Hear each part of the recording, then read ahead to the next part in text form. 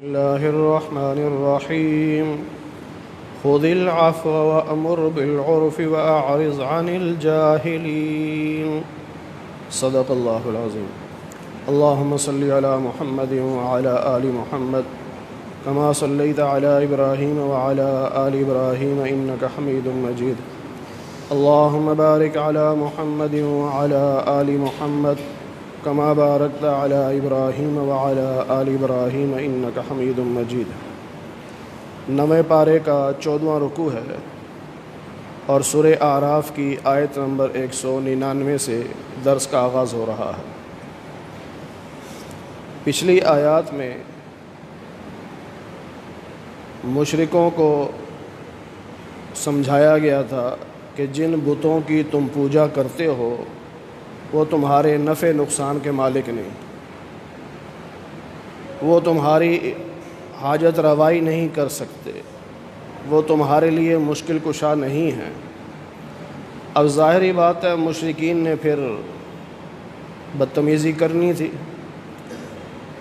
تو اللہ تعالیٰ نے مسلمانوں کو حکم دیا، خاص طور پر نبی پاک صلی اللہ علیہ وسلم کو اور آپ کے واسطے سے امت کو، کہ خذ العفو، وہ جو بھی کہیں آپ نے ان کو معاف کر دینا ہے،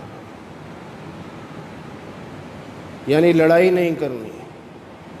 اور یہ ہر مسلمان کو حکم ہے کہ لڑائی سے بچے، درگزر کرے۔ خذ العفو، معاف کرنا، اس کو اپنی عادت بنائے۔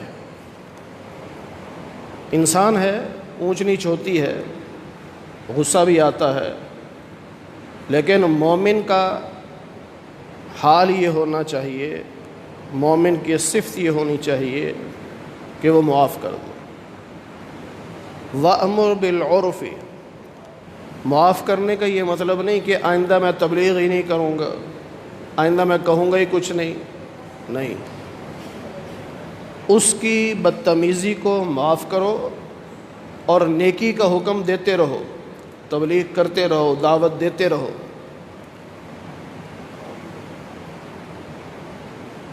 نبی کریم صلی اللہ علیہ وسلم سے پوچھا گیا کہ اگر کسی بات پر میں خود عمل نہیں کر رہا تو کیا اس کی بھی میں تبلیغ کروں؟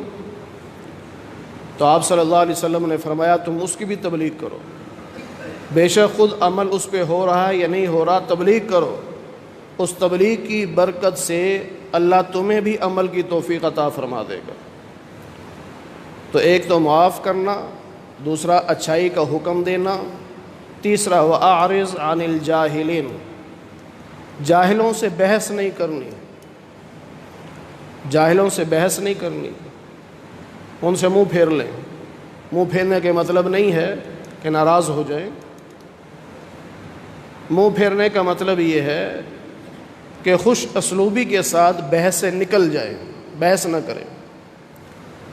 اور آج ہم جاہل آدمی سے بحث کرنے کو فخر سمجھتے ہیں، بڑا جاہل تھا، میں نے خوب ٹھکائی کی، بڑا سمجھایا، دلائل دیے، لیکن جاہل اتنا پکا تھا، مانا نہیں۔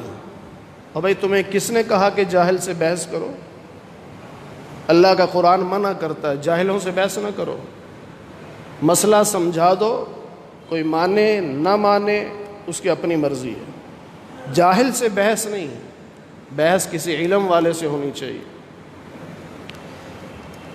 حضرت عمر رضی اللہ تعالیٰ عنہ کے دور خلافت میں ایک صاحب آئے اور انہوں نے آپ پر اعتراض کر دیا کہ آپ جو مال تقسیم کرتے ہیں ہمیں بہت تھوڑا دیتے ہیں، آپ صحیح نہیں کرتے۔ آپ کو بڑا غصہ آیا، تو وہاں ایک صحابی بیٹھے تھے، انہوں نے یہ آیت پڑھ دی، خذ العفو وأمر بالعرف وأعرض عن الجاہلین۔ حضرت عمر رضی اللہ تعالیٰ عنہ سخت غصے والے تھے، قرآن نے خود کہا اشداء علی الکفار، لیکن آپ کا مزاج تھا جہاں آپ کے سامنے قرآن پڑھا گیا آپ کا غصہ ختم ہو جاتا تھا، کہ جب اللہ کہتا ہے جاہلوں سے بحث نہیں کرنی تو حضرت عمر نے فوراً غصہ ختم کر دیا کہ جاہل ہے بیچارہ، اسے کیا پتہ۔ وَإِمَّا يَنزَغَنَّكَ مِنَ الشَّيْطَانِ، اور اگر شیطان تمہیں غصہ دلائے، ابھارے، تو پھر کیا کرنا ہے؟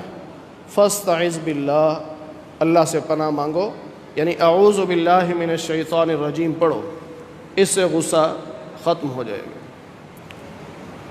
درود پاک پڑھ لو، اس سے بھی غصہ ختم ہو جائے گا۔ عرب میں رواج ہے، آدمی بہت غصے میں ہو، لڑائی ہو رہی ہو، کوئی آدمی کہہ دے صلو علی النبی، بس اتنا کہنے کی دیر ہے، وہ دروشی پڑھیں گے، لڑائی ختم ہو جائے گی۔ اعوذ باللہ من الشیطان الرجیم پڑھیں، غصہ ختم ہو جائے گا۔ پھر ایک عمل بھی ہے، نبی پاک صلی اللہ علیہ وسلم فرمایا کہ اگر غصہ آ رہا ہے کھڑے ہو تو بیٹھ جاؤ، بیٹھے ہوئے غصہ آ رہا ہے تو لیٹ جاؤ، اگر پھر بھی غصہ آ رہا ہے تو اٹھ کے وضو کر لو، غصہ ختم ہو جائے گا۔ کیونکہ غصہ عقل پہ حاوی ہو جاتا ہے اور پھر انسان غصے میں غلط قدم اٹھا لیتا ہے۔ اس لیے نبی کریم صلی اللہ علیہ وسلم نے جج سے کہا، قاضی سے، کہ غصے کی حالت میں فیصلہ نہ کرنا۔ اس سے بعض لوگوں نے تحقیق کی، کہنے لگے جب پانی کو آپ چولہے پہ رکھتے ہیں وہ جوش مارتا ہے تو اس وقت اس میں کوئی چیز آپ کو صاف نظر نہیں آتی، آپ دیکھنا چاہیں تو صاف نظر نہیں آئے گی۔ ٹھنڈے پانی میں کوئی چیز ہے، آپ اس کو دیکھیں گے صاف نظر آئے گی۔ تو یہی حالت انسان کے دماغ کی ہے کہ جب یہ غصے کی حالت میں ہوتا ہے تو اسے اچھائی برائی نظر نہیں آتی، جب دماغ ٹھنڈا ہوتا ہے تو پھر اسے صحیح چیز نظر آتی ہے۔ اس لیے غصے میں کوئی فیصلہ نہ کرو۔ اگر شیطان غصہ دلائے تو اللہ کی پناہ میں آ جاؤ۔ اور آج یہی کچھ ہو رہا ہے، جتنے نوجوان آتے ہیں نا مسئلے پوچھنے، وہ جی میں غصے میں تھا بس طلاق دے دی۔ بھئی کنٹرول کرو غصے کو، اعوذ باللہ پڑھو، کھڑے سے بیٹھ جاؤ، بیٹھے سے لیٹ جاؤ، لیٹے غصہ آ رہا ہے وضو کر لو، یا گھر سے نکل جاؤ، تھوڑی دیر کے بعد آ جاؤ تاکہ غصہ ٹھنڈا ہو جائے۔ پہلے غصے میں 3 طلاقیں دے دیں گے، پھر پوچھتے پھریں گے مولوی صاحب کوئی طریقہ بتاؤ بیوی بچ جائے۔ بھئی یہ مسئلے تو پہلے پوچھنے کے ہیں، عمل کرنے کے بعد پوچھتے ہو، ایسا نہیں ہوتا۔ پھر منت تلے کرتے ہیں کوئی حل نکالو، بھئی حل نہیں ہے، جب 3 طلاق دے دی تو بات ختم۔ پھر اوروں کے پاس بھاگتے ہیں، کوئی آدمی فتویٰ دے دے، بس چاہے کوئی بس کنڈکٹر ہی کیوں نہ ہو، اس سے بھی امید لگا کے بیٹھتے ہیں۔ اس سے کہتے ہیں کیا خیال ہے تیرا؟ وہ کہتا ہے چھوڑ مولوی کی باتوں کو، نہیں ہوتی طلاق، غصے میں کہاں طلاق ہوتی ہے؟ کہتا اچھا۔ پھر آگے کہ ایک مولوی صاحب نے مجھے یوں کہا تھا کہ نہیں ہوتی۔ بھئی مولوی بھی تھا کہ نہیں؟ وہ تو عالم ہی نہیں تھا۔ عالم کیسے تجھے کہہ سکتا ہے کہ 3 طلاق کے بعد گنجائش ہے؟ عالم نہیں کہہ سکتا۔ پھر اللہ فرماتے ہیں ان الذین اتقوا، جو متقی لوگ ہوتے ہیں نا، اور جب ان پہ شیطان حملہ کرتا ہے، ظاہر ہے شیطان تو ہر پہ حملہ کرتا ہے نا، تو جب ان پہ شیطان حملہ کرتا ہے اور پھر ان کو یاد آ جائے کہ مجھ پہ شیطان حملہ کر رہا ہے، تو فَإِذَا هُمْ مُبْصِرُونَ، ان کی آنکھیں کھل جاتی ہیں، یعنی سمجھ جاتے ہیں کہ شیطان حملہ کر رہا ہے، اب وہ اسے بچ جاتے ہیں۔ لیکن جو گناہگار ہوتے ہیں، یعنی شیطان کے بھائی یعنی گناہگار، تو پھر شیطان ان کو اور آگے لے کے چلتا ہے، نافرمانی میں خوب لے کے۔ انسان غصے میں آیا، اب شیطان کو پتہ ہے کہ یہ میرے پیچھے چلے گا، اب اس غصے میں شیطان اس کو اپنے پیچھے چلا چلا کے اس کا بڑا نقصان کر دیتا، بعض دفعہ بندہ مروا دیتا۔ اتنے غصے میں آیا فائر مار دیا، بعد میں پچھتاتا ہے، پھر یا تھوڑا صبر ہی کر جاتا، برداشت کر جاتا، کیا فرق پڑتا تھا۔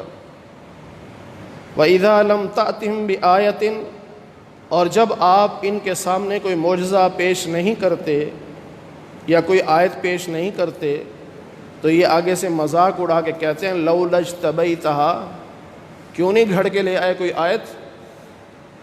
آج کوئی آیت کیوں نہیں لے آئے؟ یعنی وہ یہ الزام لگاتے ہیں کہ آپ خود آیتیں بنا بنا کے ہمیں سناتے ہیں، تو آج بھی لے آتے، آج کیوں نہیں سنائیں؟ اللہ نے فرمایا نبی علیہ السلام سے کہ آپ فرما دیجئے انما اتبع ما یوحی الی من ربی، میں اپنے پاس سے کچھ نہیں کہتا، میرا رب مجھ پہ جو وحی کرتا ہے وہ میں تمہیں بتاتا ہوں۔ تو یہ سمجھ لینا کہ میں آیات خود بنا لیتا ہوں، یہ غلط ہے، یا یہ سمجھ لینا کہ معجزہ میرے اختیار میں ہے، جب چاہوں تمہیں دکھا دوں، یہ غلط ہے۔ معجزہ میرے رب کے اختیار میں ہے، رب چاہے گا تو ظاہر ہوگا، نہیں چاہے گا تو نہیں ظاہر ہوگا، تو وہی رب کے اختیار میں ہے، جب رب چاہے گا تو وہی بھیجے گا، میں تمہیں بتا دوں گا۔ ھذا بصائر من ربکم، یہ تمہارے رب کی طرف سے تمہارے لیے بصیرت کی باتیں ہیں، سمجھ بوجھ کی باتیں ہیں، ہدایت کی باتیں ہیں، رحمت کی باتیں ہیں، لیکن ان کے لیے جو ایمان لاتے ہیں۔ وَإِذَا قُرِئَ الْقُرْآنُ، اور جب قرآن پڑھا جائے، کب؟ نماز میں۔ جب نماز میں قرآن پڑھا جائے یا کسی مجمع میں قرآن پڑھا جائے تو پھر کیا حکم ہے؟ فَاسْتَمِعُوا لَهُ، توجہ سے سنو۔ یہ نہیں کہ اپنی گپوں میں لگے ہوئے ہیں، ادھر قرآن کی تلاوت ہو رہی ہے، ادھر وہ اپنے موبائل پہ مصروف ہے، توجہ نہیں قرآن کی طرف۔ یا نماز میں امام قرآن پڑھ رہا ہے، وہ اپنا پڑھ رہا ہے، اللہ کہتے ہیں فَاسْتَمِعُوا لَهُ، توجہ سے سنو امام کی قرات، چاہے آواز آئے چاہے نہ آئے، سنو تم۔ وَأَنصِتُوا، زبان کو بند رکھو، زبان کو حرکت نہیں دینا۔ بعض لوگ کہتے ہیں میں سن بھی رہا ہوں اور اپنا بھی پڑھ رہا ہوں، میرے اندر یہ فن ہے، یہ صلاحیت ہے کہ میں سنتا بھی توجہ سے ہوں اور اپنا بھی پڑھ رہا ہوں۔ اللہ کہتے نہیں، وَأَنصِتُوا، توجہ سے سننا تب ہوگا جب زبان بھی بند رکھو گے۔ یہ نماز کے بارے میں حکم ہے، خطبے کے بارے میں حکم ہے۔ اب جمعے کے خطبے میں پوری توجہ خطیب کی طرف ہونی چاہیے۔ حدیث پاک میں ہے کہ خطبہ ہو رہا ہو اور تم نے کسی کو انگلی کے اشارے سے کچھ کہا کہ چپ، تو تم نے بھی غلط کیا، اشارہ بھی نہیں کر سکتے۔ پوری توجہ خطیب کی طرف ہونی چاہیے۔ اور یہ حکم صرف جمعے کے خطبے کا نہیں، عیدین کے خطبے کا بھی یہی حکم ہے اور نکاح کے خطبے کا بھی یہی حکم ہے۔ آج لوگ بحث کرتے ہیں اور بہت سارے لوگ یہ بات کرتے ہیں کہ جی آج کل طلاقیں زیادہ کیوں ہوتی ہیں، کہ جی مزاج نہیں ملتے، فلاں نہیں ہوتا۔ لیکن جو بات میں سمجھا ہوں اس میں دو بڑی چیزیں ہیں۔ لڑکی لڑکے کو جب تم اکٹھا سٹیج پہ بٹھاتے ہو، اس کی وجہ سے طلاقیں زیادہ ہوتی ہیں۔ اس کی وجوہات ہیں نا، لڑکے کے دوست لڑکی کو دیکھیں گے، لڑکی کے دوست اس کی سہیلیاں وہ لڑکے کو دیکھیں گی۔ اب ظاہری بات ہے، دوست تو دوست ہوتا ہے، وہ بات کہہ دے گا تو اتنا لمبا اونچا جوان، بیوی تیری چھوٹی سی۔ اب اس کے دل میں میل آ جائے گا۔ یا اس کی سہیلیاں کہہ دیں گی تو اتنی خوبصورت پڑھی لکھی، بندہ تیرا کالا سا۔ اور یہ عموماً ہو رہا ہے۔ دوسری وجہ، شادی حالوں میں جو نکاح ہوتا ہے اس نکاح کے وقت ادب سے نکاح نہیں سنا جاتا، خطبہ نہیں سنا جاتا، بلکہ اپنے اپنے گپوں میں مصروف ہوتے ہیں۔ قریب کے چند لوگ بیٹھے ہیں، وہ سن رہے ہیں، باقی ساری گپیں چل رہی ہیں۔ پھر اخیر میں ایک آدمی آواز کا دعا ہو رہی ہے، دعا بس۔ جب اس خطبہ نکاح کی توہین اور بے ادبی ہوگی تو اس شادی میں برکت نہیں آئے گی۔ اس لیے میں اکثر کہا کرتا ہوں کہ نکاح مسجد میں کرو تاکہ خطبہ نکاح کو توجہ سے سن تو سکیں۔ میرے نظر میں یہ دو باتیں ہیں، ایک تو بے حیائی سمجھ لیں، بے پردگی، بے حیائی، اس کی وجہ سے طلاقیں زیادہ ہو رہی ہیں۔ ایک خطبہ نکاح کو توجہ سے نہیں سنا جاتا، اس کی وجہ سے بھی یہ طلاق زیادہ ہو رہی ہے۔ تو قرآن کریم میں اللہ نے حکم دے دیا کہ جب امام قرات کر رہا ہو یا خطبہ پڑھ رہا ہو تو تمہارا کام توجہ سے سننا ہے اور زبان کو بند رکھنا ہے۔ مسلم شریف میں حدیث موجود ہے، نبی پاک صلی اللہ علیہ وسلم نے نماز کا طریقہ سکھایا۔ فرمایا تم میں سے ایک امام بنے، باقی مقتدی بنے۔ فرمایا امام فَإِذَا كَبَّرَ فَكَبِّرُوا، جب وہ کہنا اللہ اکبر تم بھی کہو اللہ اکبر۔ یعنی امام سے پہلے نہیں، امام کے بعد۔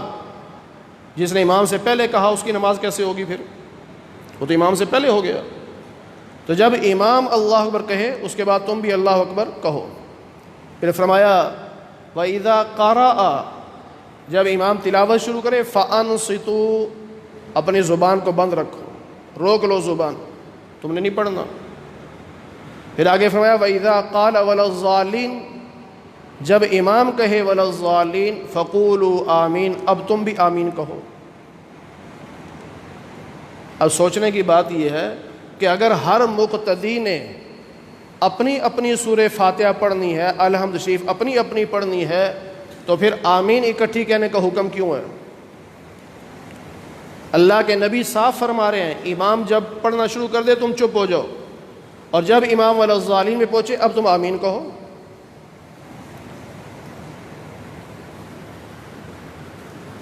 حدیث پاک میں ہے من کان لہ امام فقراءۃ الامام لہ قراءۃ، جب تم نے امام بنا لیا ہے تو امام کی تلاوت تمہاری تلاوت ہے، تم خاموش رہو۔ مقتدی کا کام نہیں ہے پڑھنا، مقتدی خاموش رہے گا، تلاوت امام کرے گا۔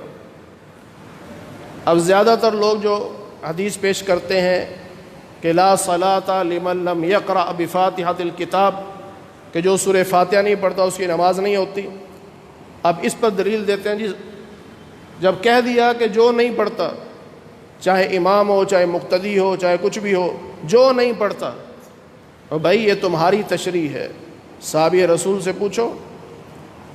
صحابہ فرماتے ہیں کہ یہ حدیث اس کے لیے ہے جو اکیلا نماز پڑھ رہا ہے اور وہ سورہ فاتحہ نہیں پڑھے گا تو نماز نہیں ہوگی۔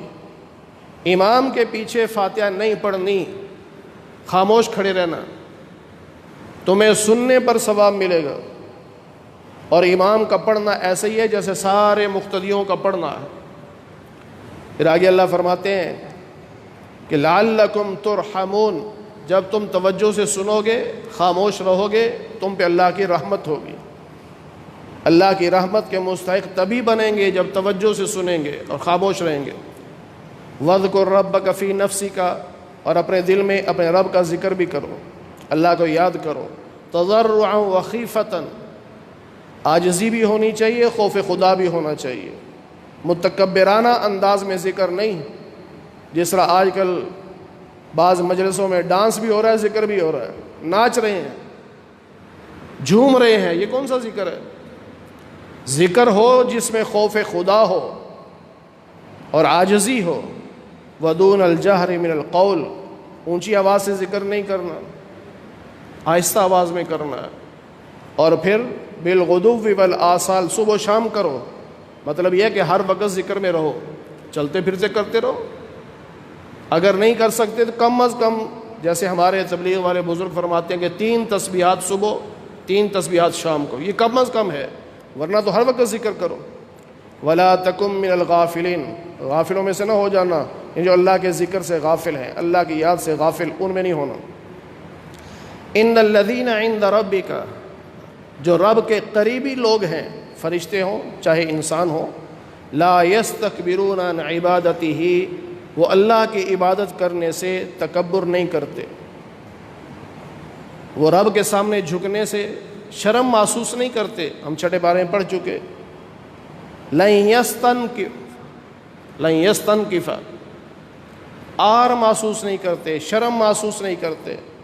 تو یہاں بھی فرمایا جا رہا ہے کہ جو رب کے قریبی بندے ہیں یا فرشتے ہیں وہ اللہ کے سامنے جھکنے سے تکبر نہیں کرتے، اعراض نہیں کرتے، بلکہ جھکتے ہیں رب کے سامنے۔ وَيُسَبِّحُونَهُ، اللہ کی تسبیح کرتے ہیں، سبحان ربی الاعلیٰ پڑھتے ہیں، سجدہ بھی کرتے ہیں، سبحان ربی الاعلیٰ تسبیح بھی کرتے ہیں۔ وَلَهُ يَسْجُدُونَ، اور وہ رب کو سجدہ کرتے ہیں۔ رب کے علاوہ کسی اور کو سجدہ کرنا حرام ہے، صرف رب کو سجدہ۔ یہ آیت سجدہ ہے قرآن کریم کا، یہ پہلا سجدہ ہے، 14 سجدے ہیں قرآن کریم میں، یہ پہلا سجدہ ہے۔ اور اس آیت کا پڑھنا اور سننا ایک مجلس میں، اب میں نے پڑھا آپ نے سنا، تو ایک سجدہ تلاوت واجب ہو گیا۔ بہتر یہ ہوتا ہے کہ جو ہی آیت پڑھی یا سنی فوراً سجدہ کر لیا جائے، بس صرف نیت کرنی ہے کہ میں سجدہ تلاوت کر رہا ہوں، اور سجدے میں چلے جانا ہے، سبحان ربی الاعلیٰ کہنا ہے اور اٹھ جانا ہے، بس۔ اس میں کوئی تکبیر وغیرہ نہیں ہوتی، بعض لوگ کانوں کو ہاتھ لگا کر پھر جاتے ہیں، نہیں، صرف سجدہ کرنا۔ اور سجدے کی بہت بڑی فضیلت ہے، ہر سجدے پر گناہ معاف ہوتے ہیں، ہر سجدے پہ ثواب ملتا ہے جب رب کے سامنے سجدہ ہو۔ اور سجدے کے بعد دعا مانگنی چاہیے، اس دعا کی قبولیت کا ایک ذریعہ یہ بھی ہے۔ جس طرح فرض نماز کے بعد دعائیں قبول ہوتی ہیں، تو سجدے کے بعد دعا مانگنا۔ بعض فقہا نے لکھا ہے کہ صرف سجدہ کرنا، یعنی عام جیسے بعض لوگ سجدے میں چلے جاتے ہیں پھر اٹھ کے دعا مانگ لیتے ہیں، تو یہ مناسب نہیں۔ نماز پڑھی جائے، نفل پڑھے جائیں، وہ سجدہ مراد ہے۔ لیکن بعض نے کہا گنجائش ہے کہ اگر کوئی اس طرح کرنا چاہے کہ دعا سے پہلے سجدہ کر کے پھر دعا شروع کر دے، گنجائش ہے، لیکن بہتر نہیں ہے۔ بہتر یہ ہے کہ 2 نفل صلاۃ الحاجت کے پڑھے، سلام پھیر کے اب اللہ سے دعا مانگے۔ اللہ تعالی ہمیں عمل کی توفیق نصیب فرمائے۔